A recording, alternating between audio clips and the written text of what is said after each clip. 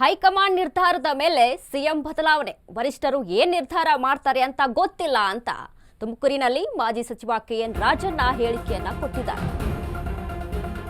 High command ನಿರ್ಧಾರದ ಮೇಲೆ CM ಬದಲಾವಣೆ ಇರುತ್ತೆ.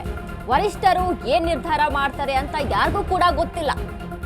ತುಮಕೂರಿನಲ್ಲಿ ಮಾಜಿ ಸಚಿವ ಕೆಎನ್ ರಾಜಣ್ಣ ಹೇಳಿಕೆ.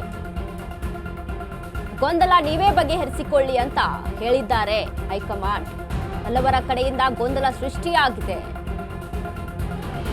ಏನಾಗಬಹುದು ಅಂತ ಭವಿಷ್ಯ ಹೇಳಲಿಕ್ಕೆ ಆಗಲ್ಲ ಅಂತ ತುಮಕೂರಿನಲ್ಲಿ ಮಾಜಿ ಸಚಿವ ಕೆಎನ್ ರಾಜಣ್ಣ ಹೇಳಿಕೆಯನ್ನ ಕೊಟ್ಟಿದ್ದಾರೆ.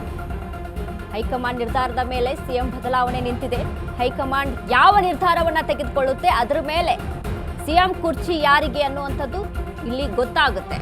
ಹೀಗಾಗಿ ಇದ್ರ ಬಗ್ಗೆ ಯಾರೂ ಕೂಡ ಏನನ್ನು ಕೂಡ ಮಾತನಾಡುವ ಹಾಗಿಲ್ಲ.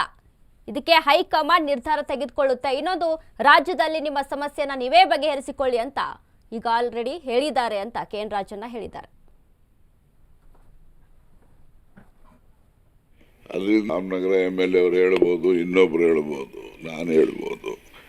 ಯಾರನ್ನ ಮುಖ್ಯಮಂತ್ರಿ ಬದಲಾವಣೆ ಮಾಡೋದು, ಮಂತ್ರಿ ಮಾಡೋದು, ತೆಗೆಯೋದು ಎಲ್ಲ ಅಂತಿಮವಾಗಿ ಹೈಕಮಾಂಡ್ನವರ ನಿರ್ಧಾರದ ಮೇಲೆ ಆಗ್ತದೆ.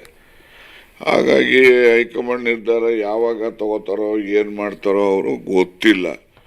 ಈಗ ನೆನ್ನೆ ಖರ್ಗೆ ಅವರು ನಮ್ಮ ಅಧ್ಯಕ್ಷರು, ಅವರೇ ನಮ್ಮ ಪಕ್ಷಕ್ಕೆ ಹೈಕಮಾಂಡು.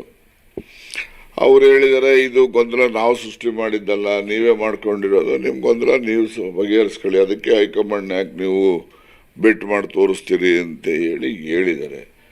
ಅದರಿಂದ ಹೈಕಮಾಂಡ್ನವರು ಇದರಲ್ಲಿ ಮಧ್ಯಪ್ರವೇಶ ಮಾಡ್ತಾರೆ ಅನ್ನೋದು ನನಗೇನು ಖರ್ಗೆ ಅವರ ಹೇಳಿಕೆ ನಂತರ ನನಗೆ ಆ ಭಾವನೆ ಬಂದಿದೆ.